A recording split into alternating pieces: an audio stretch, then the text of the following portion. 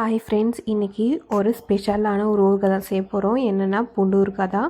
அதுக்கு பூண்டு தோலை உரித்து இந்த மாதிரி வாழை வச்சு வேக வச்சு எடுத்துக்கணும்.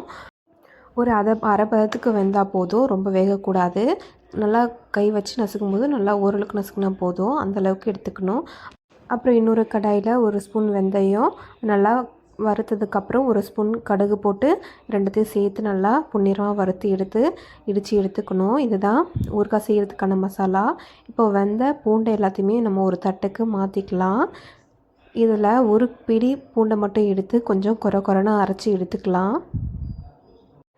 இந்த அளவுக்கு கொரன்னு அரைச்சி எடுத்துக்கிட்டு ஒரு பக்கம் கடாயில் 250 ml கடலை எண்ணெய் ஆட் பண்ணிக்கணும். அது நல்லா சூடானதுக்கப்புறம் கொஞ்சமாக கடுகு போட்டு தாளித்து எடுத்துக்கலாம். அப்புறம் அது கூட கருவேப்பிலையும் போட்டு நல்லா பொரிஞ்சதுக்கப்புறம் ஒரு லெமன் சைஸ் புளி ஊற வச்சுருக்கோம், அதை கரைச்சி எடுத்துக்கலாம்.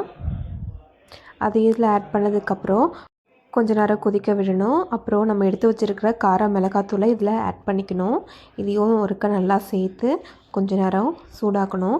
அதுக்கப்புறம் நம்ம அரைச்சி வச்சுருக்கிற அந்த பூண்டு பேஸ்ட்டை தான் இதில் ஆட் பண்ணணும்.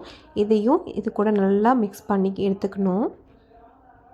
அப்புறம் நம்ம பூண்டை வேக வச்சுருக்கோம் இல்லைங்களா, அதையும் எடுத்து போட்டுட்டு தேவையான அளவு உப்பும் போட்டு எல்லாத்தையும் ஒருக்க நல்லா கிளறி விட்டுக்கணும். இப்போது ஒரு ஸ்பூன் பெருங்காயம், நம்ம வறுத்து அரைச்சி வச்சுருக்கிற வெந்தயம் கடுகு பொடியை தான் இதில் ஆட் பண்ணுறோம். அதையும் ஆட் பண்ணி எல்லாத்தையும் நல்லா கிளறி விட்டு கொஞ்சம் நேரம் நல்லா கொதிக்க விடணும். இது எண்ணெயிலே நல்லா கொதிக்கணும். அப்புறம் லாஸ்ட்டாக இறக்கிறதுக்கு முன்னாடி கொஞ்சமாக மஞ்சத்தூள் ஆட் பண்ணி நல்லா சுருள வதக்கிக்கிட்டே இருக்கணும், அடி பிடிக்காமல். அந்த எண்ணெயிலே நல்லா வதக்க விட்டு எடுத்துக்கிட்டோம் அப்படின்னா பூண்டு ஊறுகாய் ரெடி.